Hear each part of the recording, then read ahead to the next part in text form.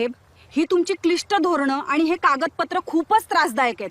आम्हाला साधी मदत हवी आहे, हे असं किचकट पेपरवर्क नको साहेब. नमस्कार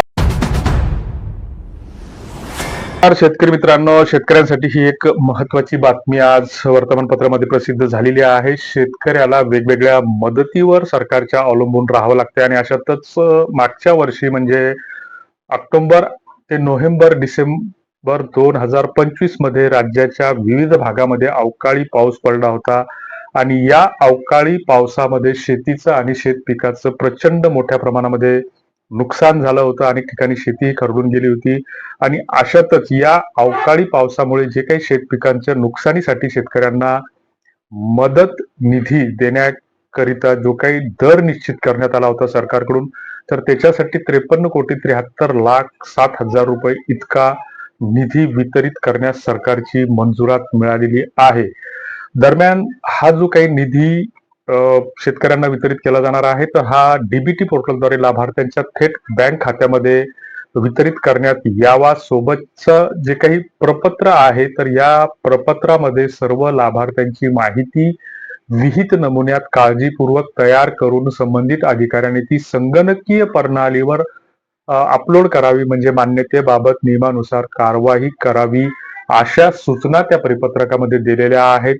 आणि जो काही सध्याचा चालू हंगाम आहे, तर चालू हंगामामध्ये यापूर्वी शेती पिकांच्या जो काही नुकसानीकरिता वितरित करण्यात आलेल्या मदतीच्या निधीमध्ये या प्रस्तावाअंतर्गत मागणी करण्यात आलेल्या निधीचा समावेश नाही, अशीही या प्रपत्रामध्ये म्हटलेलं आहे. याची काळजी त्या संबंधित अधिकाऱ्यांनी घेतली पाहिजे. एका हंगामामध्ये एका वेळेस याप्रमाणे विहित दराने मदत देण्यात येत असल्याची खात्री करावी. म्हणजे याचा जी काही सरकारी भाषा आहे, तर ती सरकारी भाषा बऱ्याचदा सामान्य शेतकऱ्यांना कळत नाही किंवा तुमच्या आमच्या सारख्याच्या ती पचनी पडत नाही. याचा साधा सरळ अर्थ असा होतो की जसं लाडक्या बहिणीच्या संदर्भामध्ये एका कुटुंबामध्ये जर 2 पेक्षा जास्त लाभार्थी असतील, तर तिसऱ्या लाभार्थ्याला त्याचा लाभ मिळणार नाही. सरकारी नोकरीवाला कोणी असेल तर त्या कुटुंबामध्ये सुद्धा लाडक्या बहिणीचा लाभ मिळणार नाही, अशा अटी सरकारने घातलेल्या होत्या. तर एका हंगामामध्ये जर शेतकऱ्याला एखाद्या विशिष्ट गोष्टीसाठी जर त्याला मदत मिळाली असेल, यापूर्वी त्याने एखाद्या मदतीचा लाभ जर घेतला असेल, तर असे शेतकरी त्याच्यातून अपात्र ठरवण्यात येतील, असंही या प्रपत्रामध्ये म्हटलेलं आहे.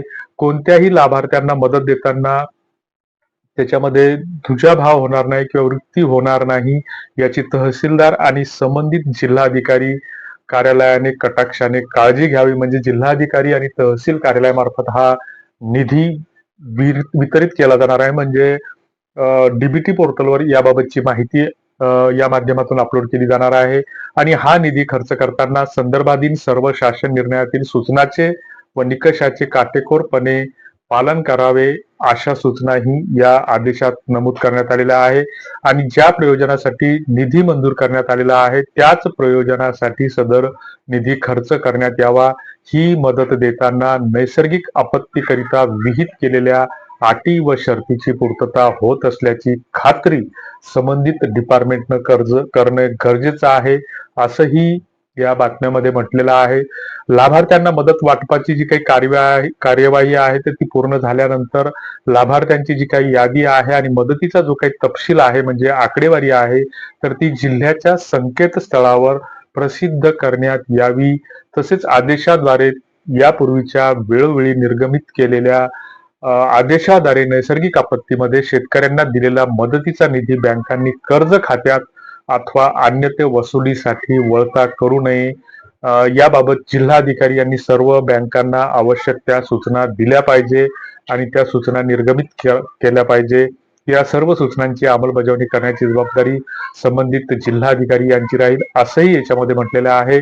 सदर निधीतून करण्यात येत असलेल्या खर्चाचे लेखे किंवा इतर ज्या काही गोष्टी करायच्या आहेत, तर त्या जिल्हाधिकारी कार्यालय आणि तहसील कार्यालयानं केल्या पाहिजे, असंही याच्यामध्ये या agro.com पोर्टलवर सांगितलेलं आहे.